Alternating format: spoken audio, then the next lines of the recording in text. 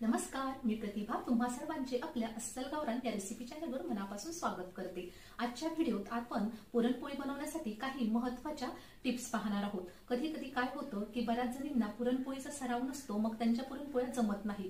तर काही आपल्या मैत्रिणी वेगवेगळ्या राज्यातून आलेल्या असतात, त्यांना देखील पुरणपोळी फार आवडते, पण त्यांचा तो बेत फसतो। तर काहींचं नवीन लग्न झालेलं असतं, त्यांना देखील सरावाअभावी त्यांच्या देखील पुरणपोळ्या फसतात। तर अशा या मैत्रिणींसाठी खास मी या पुरणपोळी बनवण्यासाठी लागणाऱ्या महत्त्वाच्या टिप्स घेऊन आले आहे। या व्हिडिओत तुम्हाला डाळ शिजवण्यापासून तर अगदी पोळी भाजीपर्यंत छान अशा टिप्स मी देण्याचा प्रयत्न केला आहे, तरी व्हिडिओ शेवटपर्यंत नक्की बघा। जर तुम्ही चॅनलवर नवीन असाल तर चॅनलला नक्की सबस्क्राइब करा व त्या बाजूचं बेल आयकॉन दाबा, म्हणजे येणाऱ्या प्रत्येक रेसिपीचं किंवा व्हिडिओचं नोटिफिकेशन तुमच्यापर्यंत सर्वात आधी पोहोचेल। चला तर मग वेळ न वाया घालवता आजच्या आपल्या टिप्स आपण सुरुवात करूया।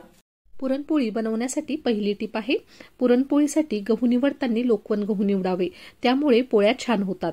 लोकवन गव्हाचे पीठ हे चिकट असते, त्यामुळे पोळी लाटताना फाटत नाही।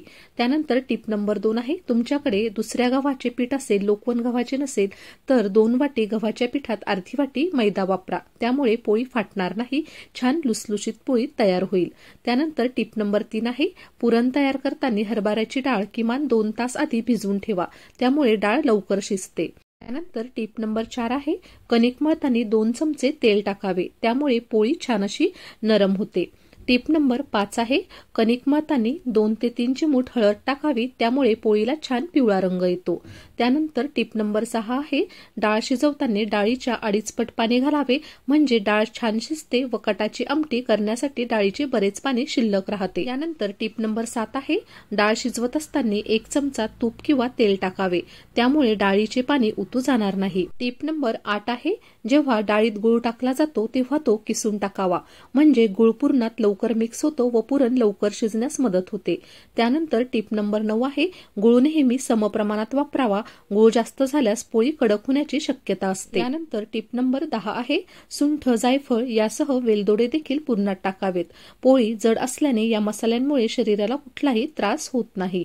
यानंतर टिप नंबर 11 आहे, जर डाळीत गुळ जास्त झाला आणि मिश्रण पातळ झाले तर त्यात थोडी पिठी साखर मिक्स करावी व पुरण अर्ध्या तासासाठी फ्रीजमध्ये ठेवावे, पुरण छान घट्ट होते व छान अशा पोळ्या लाटता येतात।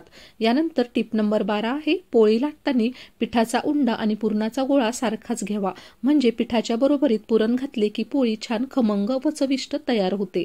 यानंतर टिप नंबर 13 आहे, पुरण पूर्णपणे थंड झाल्यावरच पोळी लाटायला घ्या, पुरण गरम असेल तर पोळी लाटताना चिकटते व पोळी फाटते, त्यामुळे पुरण अगदी थंड करूनच पोळी लाटायला घ्या। यानंतर टिप नंबर 14 आहे, पोळी लाटताना पोळपाटाला पातळ सुती कपडा बांधावा, त्यामुळे पोळी लाटताना पोळीपाटाला चिकटत नाही व छान अशी पातळ पोळी लाटता येते।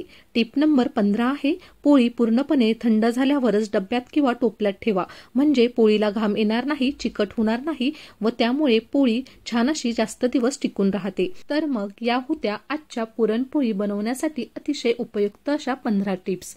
जर तुम्हाला आजचा हा टिप्सचा व्हिडिओ आवडला असेल तर व्हिडिओला लाईक करा व जास्तीत जास्त लोकांपर्यंत शेअर करा व असेच नवनवीन व्हिडिओ पाहण्यासाठी चॅनलला नक्की सबस्क्राइब करा।